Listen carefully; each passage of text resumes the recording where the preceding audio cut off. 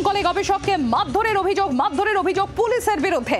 ব্যাংকের পাসবুক হারিয়ে যাওয়ার অভিযোগ এবং সেই অভিযোগ দায়ের করতে গিয়েই বচসা এবং যার পরিণতি এরকম বলে জানানো হচ্ছে অভিযোগকারীর তরফ থেকে। পুলিশের সঙ্গে বচসা হয় ওই যুবকের। কি আপডেট রয়েছে আমরা জানবো, আমাদের প্রতিনিধি সোমা মাইতি রয়েছেন আমাদের সঙ্গে। সোমা, কি জানা যাচ্ছে? অভিযোগকারী তো বলছেন যে তিনি নর্মাল একটা জিডি করতে গেছিলেন এবং সেখানেই বচসা এবং তার জেরে তাকে ঘরে বন্ধ করে ব্যাপক মারধর। এখনো পর্যন্ত কি খবর পাওয়া যাচ্ছে? দেখো, ইতিমধ্যেই মহকুমা শাসকের কাছে তিনি অভিযোগ জানিয়েছেন, একই সঙ্গে জেলা পুলিশ সুপারের কাছেও তিনি লিখিতভাবে অভিযোগ জানিয়েছেন এবং পুরো ঘটনার পূর্ণাঙ্গ তদন্তের দাবি করেছেন এবং দোষী পুলিশ অফিসার যারা রয়েছেন তাদের চিহ্নিতকরণ করে তাদের বিরুদ্ধে যেন উপযুক্ত ব্যবস্থা নেওয়া হয়, এমনটাই তিনি দাবি জানিয়েছেন। মূল অভিযোগ যেটা, গতকাল রাতে তিনি যখন গিয়েছিলেন তার পাসবই হারিয়ে গেছে সেই বিষয়ে একটি অভিযোগ জানানোর জন্য এবং সেই সময় কর্তব্যরত যিনি অফিসার ছিলেন তিনি অভিযোগ নিতে প্রথমে অস্বীকার করেন এবং তারপর দুপক্ষের মধ্যে কথা কাটাকাটি হয় এবং তারপরই তাকে ব্যাপক পরিমাণে মারধর করা হয়, এমনটাই কিন্তু অভিযোগ রয়েছে। ধন্যবাদ সোমা। অভিযোগকারীর তরফ থেকে ঠিক কি বলা হয়েছে, কি ঘটেছিল একবার শোনাই আপনাদের। আমার যে পাসবুক ছিল এসবিআই অ্যাকাউন্টে, সেই পাসবুকটা হারিয়ে যায়। তার জন্য আমি একটা জিডি করতে যাই 1:30 নাগাদ। অফিসার ইনচার্জ ছিলেন, উনি দেখে সঙ্গে সঙ্গে বলেন যে আপনি একটা স্ট্যাম্প মেরে নিয়ে আসুন ব্যাংক থেকে। তখন ওনাকে আমি বোঝানোর চেষ্টা করি যে না, আমার ব্রাঞ্চটা হচ্ছে খড়গপুরে, তাই আমার পক্ষে স্ট্যাম্প মারা সম্ভব না। তখন বলছে তুমি জোরে কথা বলছো। তারপরে থানার যে আশেপাশে স্টাফ ছিল তারা সঙ্গে সঙ্গে আমাকে ছেড়ে দেবো, না তুই জোরে কথা বলছিস, তোকে লকআপে দেবো। মেজবাবু উজ্জ্বল বিশ্বাস বলে উনি আসলেন। কাগজপত্র কই, এই কাগজগুলো বলে দেখি বলে উনি সঙ্গে সঙ্গে কাগজগুলো নিয়ে বলেন ঠিক আছে আপনি আমার সঙ্গে আসুন। আমি তো জানি না সিসিটিভি নেই। আমি ঢোকার পরে দরজা বন্ধ করেছে বেদম মার।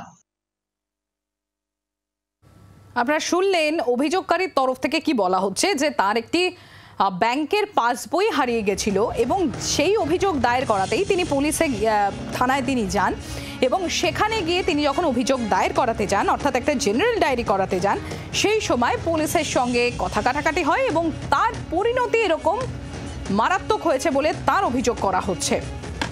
এবং আপনারা শুনলেন কি বলছেন, আমি আরো একবার শোনাবো আপনাদেরকে ঠিক কি অভিযোগ করা হচ্ছে ওই নির্যাতিত তরফ থেকে। আমার যে পাসবুক ছিল এসবিআই অ্যাকাউন্টে, সেই পাসবুকটা হারিয়ে যায়।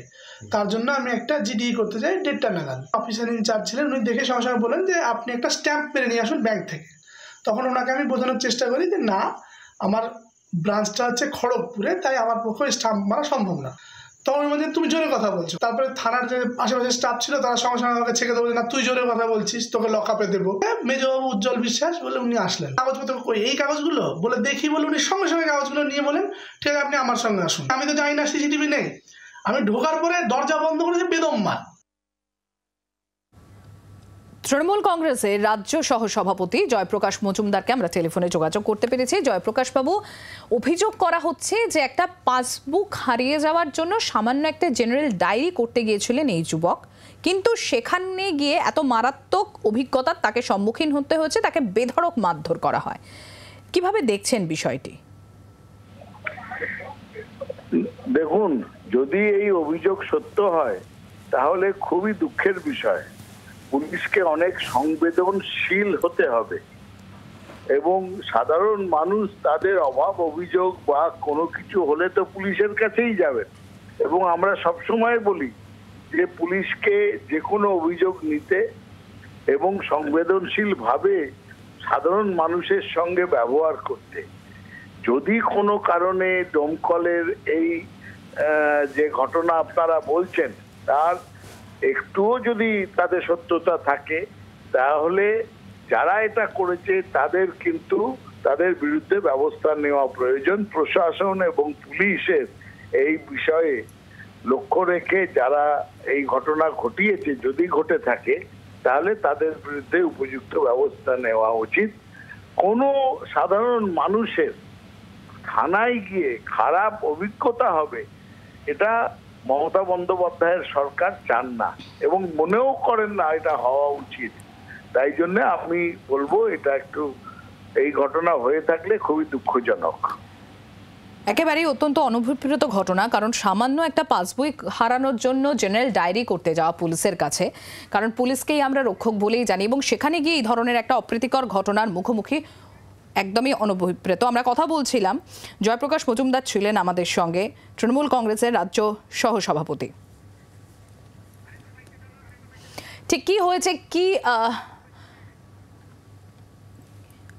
প্রাক্তন পুলিশ কর্তা সত্যজিৎ বন্দ্যোপাধ্যায়কে আমরা টেলিফোনে যোগাযোগ করতে পেরেছি। সত্যজিৎ বাবু, এই একটি যুবক ডোমকলের একজন গবেষক, তিনি তার একটা ব্যাংকের পাসবই হারিয়ে যায়। তো পাসবই হারিয়ে গেলে যে জেনারেল ডায়েরি করার জন্য তিনি থানায় গিয়ে পৌঁছন এবং সেখানে গিয়ে পুলিশের সঙ্গে কথা কাটাকাটি হয়। তার পরিণতি বেশ মারাত্মক হয়েছে, তাকে মারধর করা হয়েছে দরজা বন্ধ করে, এমনই অভিযোগ করছেন ওই যুবক। ইতিমধ্যে তিনি মহকুমা শাসকের কাছে এই নিয়ে তিনি অভিযোগপত্র তিনি জমা দিয়েছেন। কিভাবে দেখছেন বিষয়টি, যে যারা রক্ষক তাদের কাছে যাচ্ছেন একটা নর্মাল জেনারেল ডায়েরি করতে, আজকে যে পরিস্থিতি তৈরি হোক না কেন সেখানে এই ধরনের অভিযোগ আবার উঠে আসছে পুলিশেরই বিরুদ্ধে? এটা খুবই নিন্দজনক ঘটনা এবং এটা প্রতিবাদ জানাই আমি। কারণটা হচ্ছে কোনো পুলিশ অফিসারই এরকম করার অধিকারী নয় এবং সেই গবেষক যারা হয় খড়গপুর থেকে পাস করা ছাত্র, তার মানে এডুকেটেড, তারা জেনারেল ডায়েরি করার জন্য গেছেন। এইটাই তো নিয়ম। আপনার আমার ব্যাংক অ্যাকাউন্ট কিংবা পাসবই যদি হারিয়ে যায়, আমরাও গিয়ে থানায় জেনারেল ডায়েরি করবো। জেনারেল ডায়েরি করার পর সেই কপিটা গিয়ে ব্যাংকে জমা দিলেই সাথে সাথে ব্যাংক থেকে আবার নতুন করে পাসবুক ইস্যু করে দেবে। এটাই হচ্ছে নিয়ম। কিন্তু সেখানে তারপরে এই গবেষককে ধরে একটা আলাদা ঘরে নিয়ে গিয়ে প্রচন্ড মারধর এবং তার গায়ে আপনাদের ইনজুরি দেখানো হচ্ছে, দেখছি প্রচন্ড ইনজুরি রয়েছে টুকটাক করে এবং নানা জায়গায়। এগুলো প্রত্যেকটাই কিন্তু এটা প্রমাণ করে যে তার গায়ে মারধর করা হয়েছিল এবং লাঠির দাগ আছে। এটা কিন্তু প্রচন্ড হয়েছে। এখানে স্বতঃস্ফূর্ত এবং অনেক বেশি সংবেদনশীলতার পরিচয় দেওয়ার কথা ছিল, যে তাকে বসিয়ে রেখে জেলে করে দিলেই ঘটনাটা মিটে যেত এবং কোনো ব্যাপার ছিল না। যে মারধর করা কিংবা ঘরের মধ্যে আটকে রাখা, এটা কিন্তু করা উচিত হয়নি। আমার মনে হচ্ছে যারা অফিসার রয়েছে, আমার মনে হয় ঘটনাটা এনকোয়ারি করবেন এবং যেই পুলিশ অফিসাররা এইরকম ভাবে একজন গবেষককে নির্দয়ভাবে মারধর করেছে এবং তার বিনা দোষে তাকে এটার বিরুদ্ধে সিনিয়র অফিসাররা অ্যাকশন নেবে, ডিসিপ্লিনারি অ্যাকশন নেবে এবং দরকার হলে প্রসিডিং ড্রন আপ করা যেতে পারে। আমার মনে হয় যে এইগুলো যত বেশি বন্ধ হবে পুলিশের তত বেশি শোনা হবে, কিন্তু এগুলোর মাধ্যমে পুলিশের দুর্নাম হবে। ধন্যবাদ সত্যজিৎ বাবু। বাংলার আওয়াজ, বাঙালির আবেগ, জি 24 ঘন্টা।